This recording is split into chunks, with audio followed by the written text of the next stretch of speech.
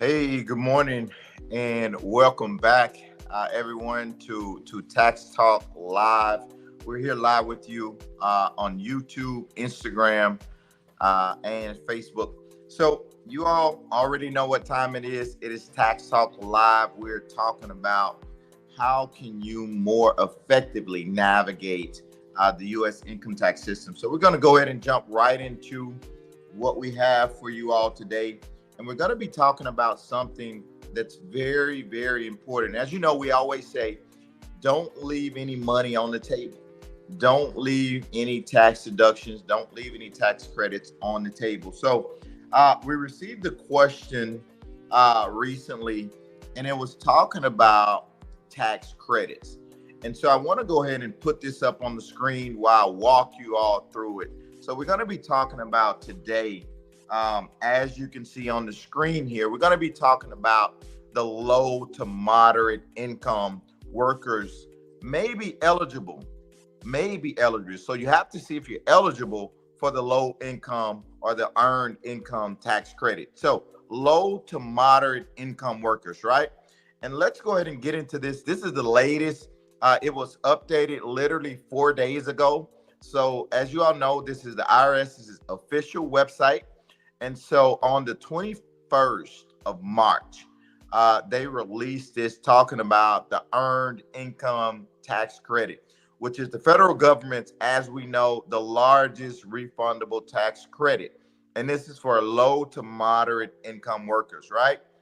And so almost a third, so almost 33% of those who qualify for the earned income tax credit became eligible for the first time due to the changes in their marital, parental, or financial status. So I want to say that one more time. For the first time, many became eligible for this earned income tax credit, right? So you need to check and see if you're eligible. And we're going to show you how to do that here utilizing the IRS's website. And so the last thing they say here, the IRS says, you may not realize that you're eligible. So due to the changes to the program, due to the criteria, you may not realize that you've now become eligible. So we want to start out with looking at eligibility by looking at those individuals who earned $63,000, $398. So if you earn $63,398 or less in 2023, you may be eligible for this valuable tax credit. All right. So that's a good number of folks out there that earned less than this amount of 63,398. So let's look into this a little bit to see how do you qualify for this. All right. So let's just scroll down just a little bit. And we first take a look and we see it says other workers at risk for overlooking the earned income tax credit include those living in non-traditional homes, such as a grandparent raising a grandchild, those whose earnings declined or whose marital or parental status may have changed, those without children.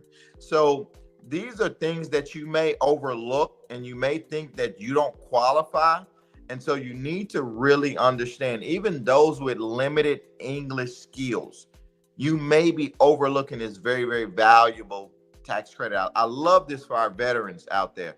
So veterans, you also may be overlooking this. If you live in rural areas, if you are Native Americans, you may be overlooking these. And so taxpayers should go and check their eligibility and see how much you qualify for it. So we're going to highlight this here on the screen for you and show you exactly where you need to go to irs.gov/EITC, Earned Income Tax Credit, right? And so we know the Earned Income Tax Credit is for certain people, right? It's not for everybody. And so for tax year 2023, the Earned Income Tax Credit is as high as $7,430 for a family with 3 or more children, and also $600 for taxpayers who do not have a qualifying child.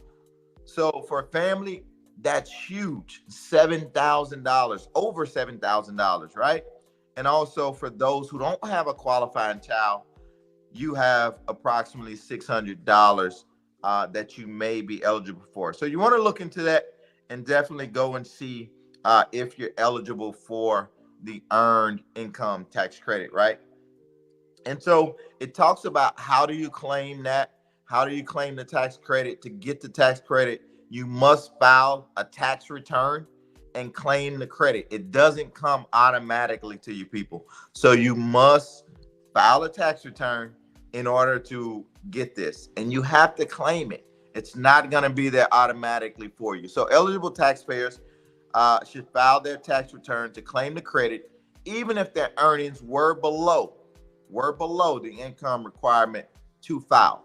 So make sure you don't leave that on the table. It's very, very important. And also, just some additional information. We want to skip over and show you this as well.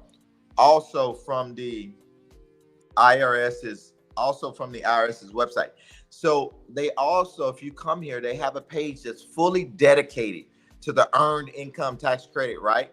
And so if you come here to this page, they have so much information: earned income tax credit qualification. To see if you qualify, they have an assistant.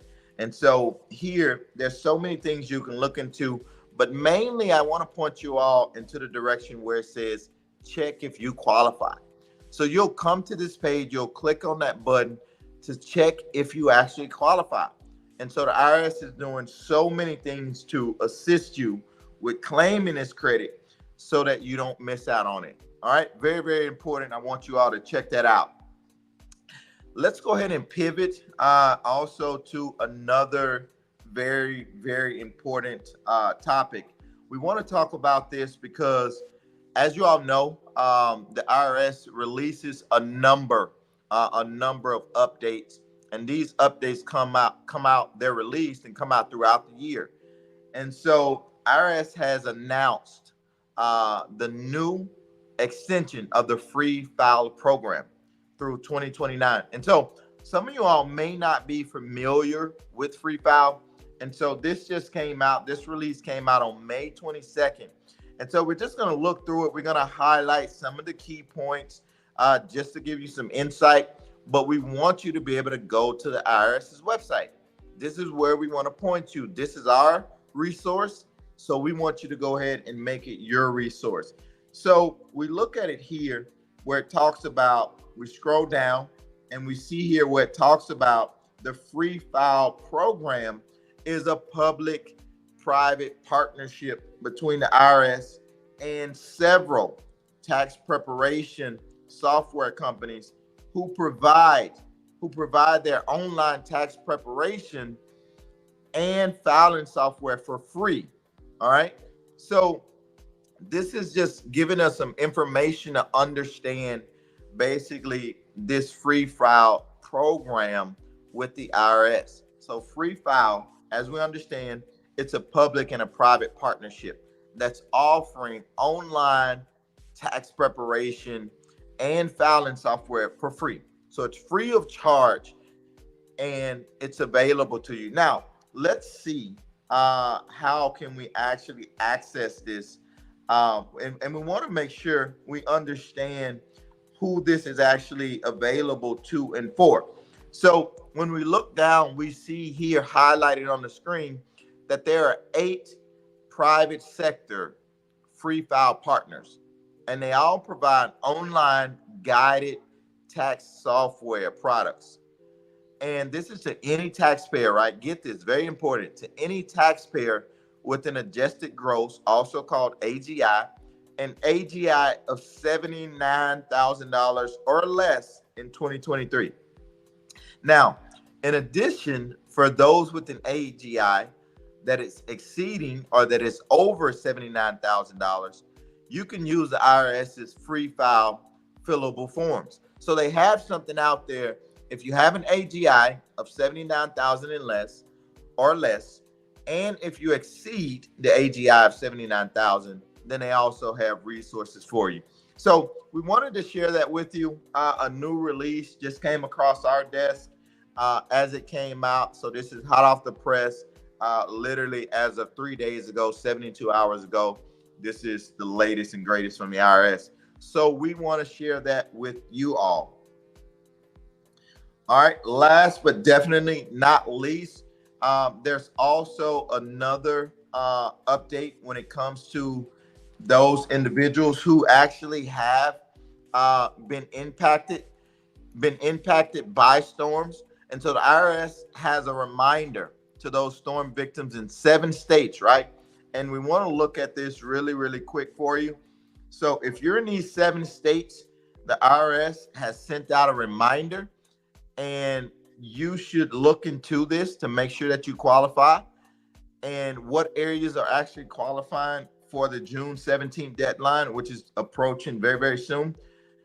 We see here the June 17th deadline applies to taxpayers affected by 7 different disaster declarations that include California, Connecticut, Michigan, Maine, Tennessee, Washington, and West Virginia. So again, making sure you look into that, very, very important to make sure that you qualify. Again, this is relief that's due to tax deadlines and extensions for the 2023 tax year. So we wanted to just share that with you all as well. Very important information that we wanted to put out there. And now let's go ahead and pivot. We want to talk to you all and remind you about Tax Talk Premium, right? Tax Talk Premium is where you can improve, you can enhance your knowledge and your learning around tax information. So when we talk about Tax Talk Premium, we're basically talking about those individuals or those business owners, either or, that are interested in leveling up their situation when it comes to taxes. So if you're interested in leveling up your situation when it comes to taxes, then Tax Talk Premium is the platform that we have for you. And Tax Talk Premium basically puts you into a group of like-minded individuals who are very, very focused, laser focused on improving their individual or their business tax situation. So want you all to remember that. Our team is going to put the link here in the comments in the description so that you all can take a look at that for those of you all who may be interested, and definitely explore that opportunity. We want to open it up now at this time for those of you who are tuning in with us out there for any questions that you all may have. We want to go ahead and give you an opportunity to ask us any questions that you may have regarding your individual or your personal taxes before we conclude today's Tax Talk Live. So let's see what we have out there. I know the team just dropped on Facebook, on YouTube, the one-on-one coaching and mentoring link, as well as the strategy coaching sessions for taxes. So make sure you check those out. Looking to see if we have any questions out there. One thing while we're queuing up questions, I definitely want to put this out there. Make sure you all go and check out the IRS's website. The IRS has so many different resources, and I can't stress this enough. We talked about this last week. If you didn't get a chance to check out Tax Talk from last week, go and check that out. We talked about the amount of scams. We talked about the amount of misinformation that's out there, whether it's on social media, whether it's on various websites. We are only giving you information from the IRS's website. So we want to point you in that direction. We want you to utilize the IRS's frequently asked questions. We want you to utilize these tax updates to, to gain more information, to improve your awareness. We cannot stress that enough. We're not trying to make you into tax professionals, folks. We're trying to give you enough information so that you can improve your situation, and also you can ask the right questions to your tax professional. And so we want to make sure that we drop those links as well to the IRS's website. That is irs.gov, and you should see that out there. Still looking for any questions. Don't see any questions so far, but if there's no questions, I'm going to say this last thing, and then we're going to go ahead and close out Tax Talk Live for this week. Tax professionals, I want to make sure, when you all are seeking out tax professionals, you have a conversation with them about expectations, right? So you may have a tax professional who's only interested in executing, which is completing and filing your tax return. That's not what you're looking for. You're looking for a tax professional who's looking to mentor you along the process, who's looking to educate you on your individual situation. And so make sure you're asking questions around the expectation that you have for your tax professional. Don't go in with the mindset or the assumption that they're automatically going to mentor you. They're automatically going to have, sessions with you, awareness sessions with you to update you and to improve your knowledge. You have to take it from their standpoint. They are there, most of them, a lot of them, as service providers to do a job and to get paid for that job. And then you have some who are very passionate about the work that they do. And so those are the ones you want to work with, who are passionate about building a relationship with you. It's not a transactional situation. So wanted to put that out there so you can keep that in mind. I've talked to a lot of folks recently just about expectations, and you are the one who is paying. You're cutting the check to your tax professional. So you need to set the expectation. Don't allow anyone else to set the expectations for you. So you need to set those expectations, and you need to communicate those expectations to your tax professional. All right. Thank you all for tuning in. We've reached the end of what we wanted to share with you all today on Tax Talk Live. We'll see you right back here next Saturday, just like every other Saturday, 8 a.m. Eastern Standard Time, right here on YouTube, Instagram, and Facebook. You all have a blessed weekend and enjoy the rest of your Saturday, and we'll see you in the next one.